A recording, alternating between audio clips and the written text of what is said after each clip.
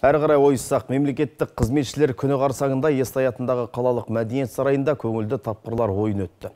Мемлекеттік қызмет кеше, бүгін және ертең тақырыбын арқау өткен бас қосуға аймақтың 10 ауданы және 3 қаласынан командалар қатысты. Толығырақ ойынды тамашалап қайтқан тілші материалында. Встречайте, команда Щербахтов и успехи здесь и сейчас!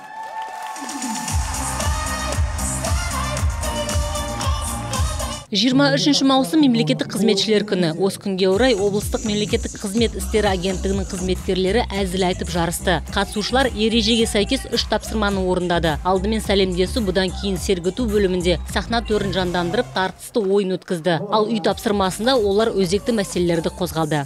Аталған шара енді осы біздің өңірдегі мемлекеттік қызметшілер жұмыстан тыс уақытта өздері шамалы демалып, сол үшін істеліп жатқан шара. Біріншіден мемлекеттік қызметші әділ болу керек, ашық болу керек, клиентке бағдар болу керек, білімді болу керек, креативті болу керек, қазіргі заманға сай. Ойынға 6 команда қатысты. Аудан Микс командасына Май, Екібастұз, Баянауыл аудандары болды. Өспен мен Шарбақты аудандары бір ұжым болып келді. Ал Қазы-Қарта тобында Железі мен Тереңкөл аудандары қызметкерлері бірікті. Аралас командасы Ақтоғай, Аққулы мен Ертіс тобынан құрылды. Әріптестермен бірге Ақтоғай ауданынан Махамбет Имантай келді. Ол мемлекеттік қызметте 12 жыл еңбек етеді. Нақты өзіміз айтатын болсақ, біз аралас командасы Ақтоғай, Аққулы, Ертіс командалардан құралғанбыз.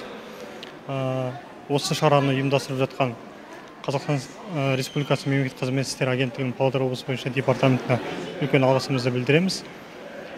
Шара өте жоғары деңгейде ұйымдастырылған және қызықты өтіп жатыр.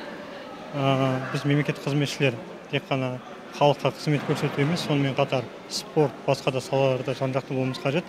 Сондықтан осы ойынның жалпы облысымызда алғаш рет өтіп жатқанын атап өткім келеді ерекше.